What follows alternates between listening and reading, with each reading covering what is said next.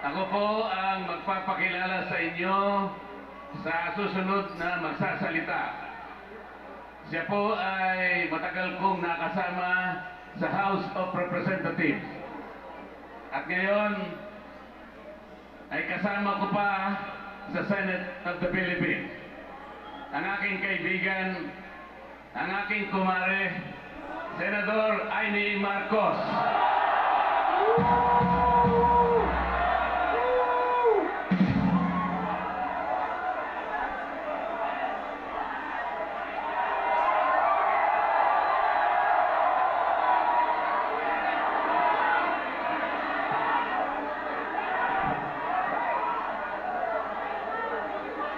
Magandang gabi po sa inyong lahat, mga mahal na kapatid. Ka-Israel, ka-Bien, ka-Erz, ka-Arnel, lahat ng ating minamahal na kapatid. Higit sa lahat ang classmate ko mula Congress hanggang Senado, Senador Manong Dante Marcoleta. Napakahirap po ang pumunta, tumayo, at magsalita sa inyong harapan. Pero noon pa man, alam kong walang madali kapag ikaw ay Marcos. Nanginginig ako at ang aking boses, hindi dahil ako'y natatakot sa inyo, kundi dahil nalulungkot po ako. Ipagpaumanhin ninyo kung sa gitna ng pagsasalita ako, ako'y hihinto, hihinga dahil sa bigat ng aking kalooban. Pero hindi yan ang dapat kong ihingi ng paumanhin. Hindi yan ang kasalanan ko sa bayan na dapat ihingi ko ng tawad. Narito po ako dahil sa tawag ng Iglesia ni Cristo para sa transparency, accountability, at hustisya. At dahil sa tawag ng sarili kong konsensya, bilang senador, bilang kapatid, bilang Pilipino. Bata pa lamang kami ni Bongbong. Alam na ng buong pamilya ang problema sa kanya.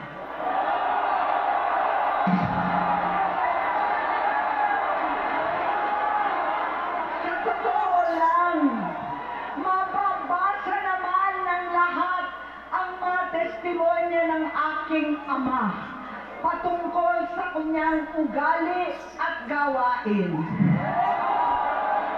Noon, dahil may tatay pa kami, hindi ko pa siya responsibilidad. Noong tumatanda, ay mas naging nakakabahala. Batid ko na nagda-drug siya.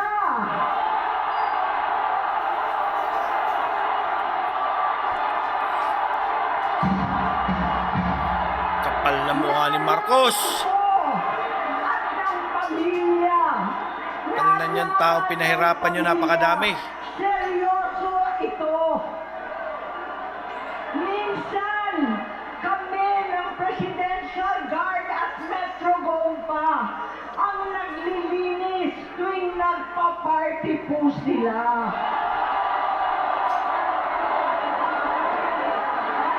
Nabuhay kaming magkakapatid sa ibang bansa. Kami-kami lang. Kinumbinsi ko pa si Bongbong. Pakasalan mo na si Lisa. Naisip ko noon, kapag nag-asawa siya, malalagay na sa tahimik at magkakaroon ng direksyon. Ang laki ng pagkakamali ko. Mas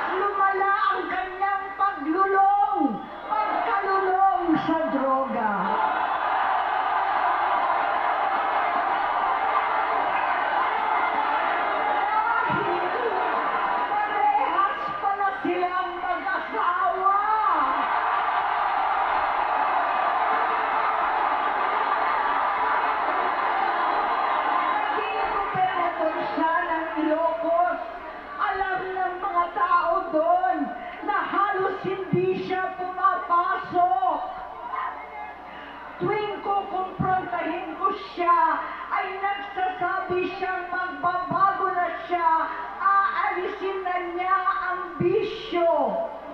Hanggang sa may nagsumbong na naman sa akin na sa paggising pa lang sa umaga, kasabay ng almusal, marijuana pala.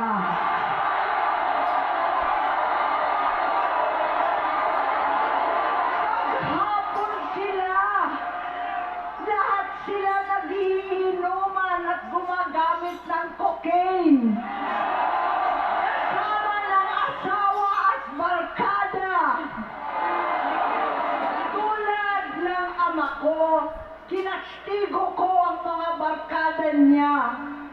Ang nasirang si Bong Dasa, si Edvi Cruz, Inigo, Tony Boy, Shap Anton, alam po ninyo yan. Paano nagre-resign na sa takot ang mga pulis nila at staff dahil sa lumalalang bisyo. Inayos ko sila dahil gusto niyang ituwid ang buhay niya. Gusto niyang mag-vice-presidente. Hindi siya pinalad at lalong nagkaroon ng oras para sa bisyo. Simula noon, naging malabo sa amin ang lahat. Kaysa mag-away, bigla na lamang lumayo ang loob namin sa isa't isa. Noong 2016, kasabay ng kampanya ni dating Pangulong Duterte laban sa droga, lumabas ang pangalan ni Bongbong sa listahan.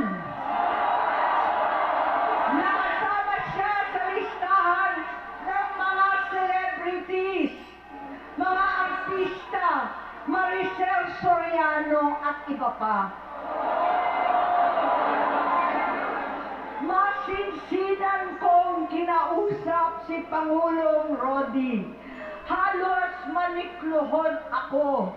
Sinabi kong ayon sa kapulisan, dapat unahin, usigin ang mga pusher at saka na lamang sagipin ang mga user. Naligtas si Bongbong. Labis ang takot ko at pag-aalala. Kinausap ko siya at nagsabi siyang talagang siya ay nagbabago na. Muli at lagi, hindi ako nawalan ng pag-asa. Ako'y naniwala ulit. Mula noon na natatanggap ko na lang na balita tungkol sa kapatid ko ay regular na pagpapadoktor. Kaya kumalma naman ako. Inisip ko, totoo, dahil na-opera na ang tuhod niya sa gout. Siguro, totoo na ito. Hanggang nito, nalaman ko na tuloy ang paggamit niya sa mga party, nagarapalan, naghahain ng droga. Pinagmamalaki pa ng mag-asawang kayang-kaya nila ang microdosing ng cocaine. Hati-hatiin daw para 4 na beses sa isang araw. Hindi mabibisto. Ang pagpapadoktor, pinalabas nila ang pag-stem cell. Nagpapalit daw ng dugo, nagpapa-blood transfusion. Kayang-kaya raw, hindi ko maintindihan ang pinagsasabi. Noong 2021, kahit papano, nagkikita kami at nagkakausap. Sumumpa siya sa akin, talagang hinintunan niya. Naniwala ako kasi sabi niya gusto niyang tumakbo. Ang sabi ko, tutulong ako sa abot ng aking makakaya. Ipinakilala ko si Bongbong kay Inday. Naging magkatandem sila. Pagkatapos noon ay biglang hindi na niya ako ulit kilala. Kahit si Inday, nagtataka. Bigla ako na itsapwera. Kahit ganon, nangampanya pa ako para sa kanya. Kahit si Inday na lang ang aking nakakausap. Hindi ko alam bakit ako nakaban sa headquarters nila sa Mandaluyong. Hindi ko alam bakit walang nagre-report sa akin tungkol sa kampanya. Sa totoo lang, masakit mang aminin, nung dinidisqualify na siya, halos papaboran ko na sana dahil may nagsumbong sa akin mula sa kanyang campaign team na gumagamit na naman siya. Nung sinabihan ko, siya at mga taong nasa paligid niya, nagkaisa silang tuluyan akong alisin sa kampanya na ako naman ang bumuo. Sinabi nilang gusto ko na siya ay ma-disqualify para ako ang pumalit. Hindi totoo yun! Iniisip ko ang kalagayan ng aking kapatid at paano siya magsisilbi kung ganyan ang kalagayan niya. Pero pinaparating sa akin na hindi siya lulong at minsan na lamang tuwing nagpa-party. Hindi ko maipaliwanag bakit gusto kong maniwala at hindi mawalan ng pag-asa. Noong nanalo siya, naging pinakamalayo na kami sa isa't isa. Iban sa opisyal na tagpuan at kapag pumupunta yung nanay namin, hindi ako sumama sa loob ng 3 taon dyan sa Malacanang. Dahil lantara na doon ang inuman, ang paggamit nila ng cocaine at mga bawal na gamot. Hindi ba ninyo nakikita, naririnig, kakaiba na siya magsalita. Hindi na maintindihan kung ano-ano na ang sinasabi at wala na sa sarili. Nagtatago sa kabaitan niya ang pang-aabuso niya sa droga. At nagbunga na ito ng mga nakakapinsalang maling desisyon. Hinayaan niyang kumilos ang mga nakatalibot sa kanya. Yung mga umaastang presidente habang nilululong siya ng mga ito. Hindi na kami nagkausap. Sa harap ng publiko, pinipilit kong magmukha kaming maayos. Pero wala na kaming koneksyon. Hindi ko hinihiling na maunawaan ninyo ako, lahat kayo.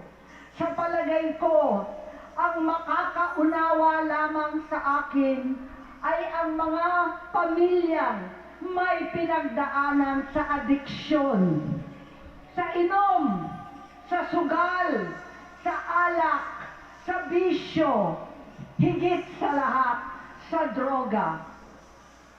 Pag hindi ko siya nakakasama, buong aking loob na ipasok sa institusyon, ipagamot, iparehab ko na yan. Pero tuwing maghaharap kami noon, hindi kaya ng aking kalooban na gawin yon. Tuwing magsasabi siya sa akin na magbabago na siya, hindi ko siya kayang tiisin. Hindi ko kayang ipagkait sa kanyang pagkakataon at pagbabakasakali. Umaasa ako at laging nananalangin na sana, oo nga, nagbago na siya. Hanggang dumating ang 2024 at 2025, yung bisyo niya na ang dahilan ng pagbaha ng korupsyon, kawalang direksyon, at maling-maling mga desisyon. Walang accountability, wala nang hustisya. Hindi na niya alam ang nangyayari. Hindi na pinapaalam sa kanya ang mga pangyayari. Sinamantala ng mga ito ang paggamit niya ng droga. Kinamkam na nila ang kaban ng bayan Habang ang mga dating tumatawag sa amin ng magnanakaw ay nakakita ng pagkakataon sirain ang lahat. Nagagamit na nila si Bongbong para sirain si Inday. Itinutulak pa nila si Bongbong at ang bayan sa bangin para umastang tagapagligtas. Mula sa pagtraidor at pagpapahamak kay VP Inday, sa confidential funds na kung tutuusin ang galing naman sa opisina ng Pangulo, hanggang sa pagpadukot sa dating Pangulong Duterte para itapon na lamang sa ibang bansa. Ang kabaitan ni Bongbong ay naging kalupitan.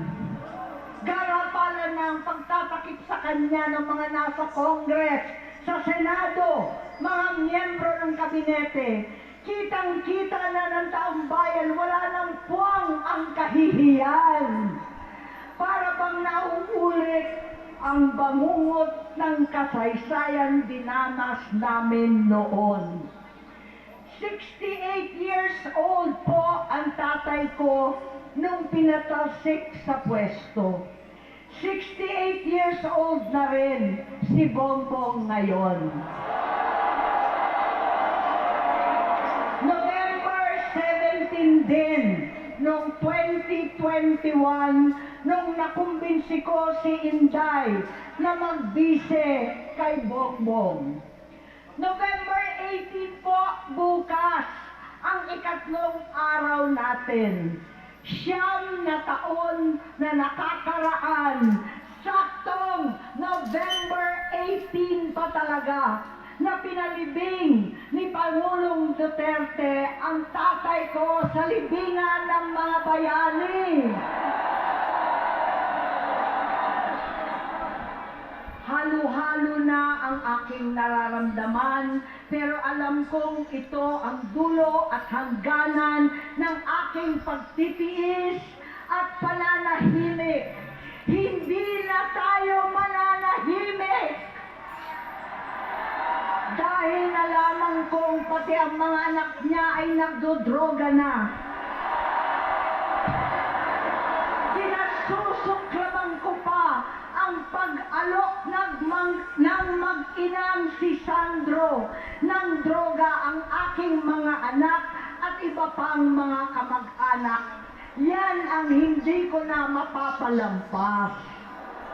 Sa loob ng halos 4 na dekada, wala akong ibang pinangarap kundi maipakita sa sambayanan na hindi kami masamang tao. Hindi masama ang pamilya Marcos. Gusto kong ibangon ng dangal ng aking ama. Sa pamamagitan na nagpagtatrabaho para sa bayan, sinikap kong maging mabuting gobernador, kinatawan, senador. Hindi ako halos nagpapahinga para makapag-iwan sana ng legasiya na kapag sinabing Marcos, nabawi na namin ang tingin sa nakaraan. Ngunit sa kagustuhan kong maging responsableng anak, matupad ang pangako ko sa aking ama, nabigo akong maging mabuting kapatid. Naging mahina ako kay Bongbong. Sa kapulisan at sundalo, sa lahat ng mga leader at tagapagpatupad ng batas, siya ang Pangulo natin ngayon. Sinabi ko kung anong kalagayan niya ngayon. Tulungan niyo akong mapabuti ang kanyang kalagayan. Tulungan niyo akong matulungan siya. Hindi niya ako kalaban. Ang kalaban niya ay ang sarili niya. At nadadamay ang bansa sa laban na yan. Bilang senador at lingkod bayan, batid ko ang mga problema at gaya ng bayan, alam ko rin ano ang solusyon.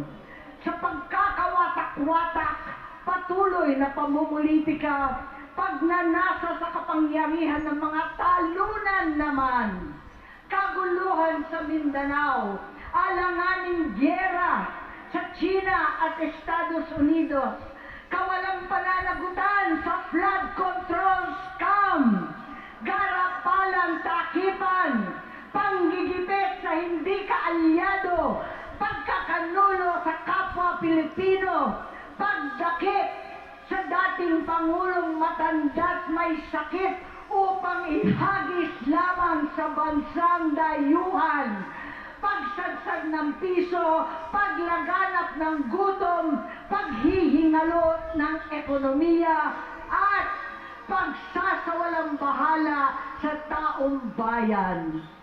Ang delubyo at kalamidad na nagdudulot ng parusa, ang korupsyon na nauwi sa kawalan ng tiwala at hustisya sa Pilipinas, sa kanyang pamahalaan, lahat ng yan ay masusolusyonan kung ikaw, aking kapatid, magsaayos ng iyong sariling kalusugan. Kapag humupa ang ingay sa politika, kapag umuwi na kami sa aming pamilya, hindi bilang senador, kundi bilang ate, bilang si Manang Aimee ni Bonget, kaya itong sasabihin sa harap ng taong bayan, sa harap ninyong lahat, at sa harap ni Bongbong. Bonget, magtatatlong taon na tayong hindi nagkakausap. 3 taon ko nang sinusubukan muli na ako'y pakinggan. Siguro ngayon ay makakariting ng buo ang gusto kong sabihin. Walang mababawasan, hindi madadagdagan. Bongbong, nag-aalala sa'yo si Manang. Tuwing nakikita kita sa TV, gusto kitang puntahan. Napakalaki ng pinagbago mo. Itsura, pagsasalita, takbo ng pag-isip. Minsan, napapatanong ako sa sarili ko, ikaw pa ba yan? Si Bongbong ba talaga yung nakikita ko? Pero ako, ading ko, ako pa rin ito. Ako pa rin ang ate mo na tumayong ama't ina sa inyo sa ibang bansa. Ang kasama no sa sumubok na sanggain lahat ng sakit para sa iyo. Ang kapatid mo na hindi mo kailangan hingan ng tawad dahil agad ka nang iniintindi at tatanggapin dahil mahal kita. Nasa Bagong Tipan, kay Lucas, Kapitulo 17, versikulo 3 hanggang 4. Kung magkasala ang iyong kapatid, sawayin mo siya. At kung siya'y magsisi, patawarin mo siya.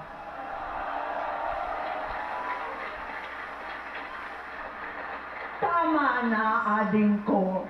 Tapusin mo na ang paghihirap mo at ng bayan. Gaya nung umalis tayo sa palasyo, kaya ko pa rin hawakan ang iyong kamay, huwag kang matakot. Malaki na ang dulot sa iyo ng droga. Sinisisi ko ang sarili ko dahil hindi ako nakinig sa mga sumbong. Hindi ako nakialam. Hindi ako maniwala. Pero hindi pa huli ang lahat. Tama na, ading ko. Magpahinga na tayo. Umuwi na tayo. Magpagamot, magpagaling, at nangangako ako, hindi ako malilingat, hindi ako magkukulang. Lahat ng kasama mo ngayon, hindi natin kasama sa pinakamadilim na bahagi ng buhay natin. Kasama mo sila ngayon dahil nasa taas ka pa. Ako at ang ating mga tunay na kapatid dito dito sa Luneta ang kasama mo kahit magdilim ulit ang lahat. Talikuran mo ang iniisip at ibinubulong nilang ambisyon. Unahin na natin ang kalusugan mo dahil sa adiksyon na bigyan mo ng malubhang karamdaman ang buong bansang Pilipino. Matatanda na tayo, sakitan na si Mami, alagaan na lang natin ang isa't isa. Kaliwat kanan man ang panghuhusga sa akin, malinaw sa aking puso na dapat mauna ang Diyos, ang bayan, pamilya at sarili. Hanggang sa mga oras na ito, Bonget, gusto kong malaman mo na hindi kita sinusukuan. Hindi ko kakayanin kung mapapahamak ka. Kaya hinihingi ko na tayo'y umuwi na, mamahinga alang sa iyong kalusugan. Kaya kung mabigo at mawala sa iyo ang posisyon, pero hindi ko kayang mawala ka sa amin. Ayusin mo ang sarili mo. Magpagamot. Alisin ang droga sa iyong sistema. Wala akong ibang gusto kundi gumaling ka, malampasan natin ito muli. Dahil wala akong ibang hinahangad bilang ate, kundi maging masaya ka, maging ligtas sa panganib, malusog, matagumpay sa buhay. Itama ang mali, labanan ang adiksyon, at ako hindi kailanman aalis sa iyong tabi. Susuporta at hindi titigil manalangin kasama ninyo dito sa Luneta at sa buong mundo. Dahil iyon naman ang tungkulin at ibig sabihin ng salitang kapatid, kapatid, mabuhay kayong magkakapatid. Maraming salamat po, Senator Amy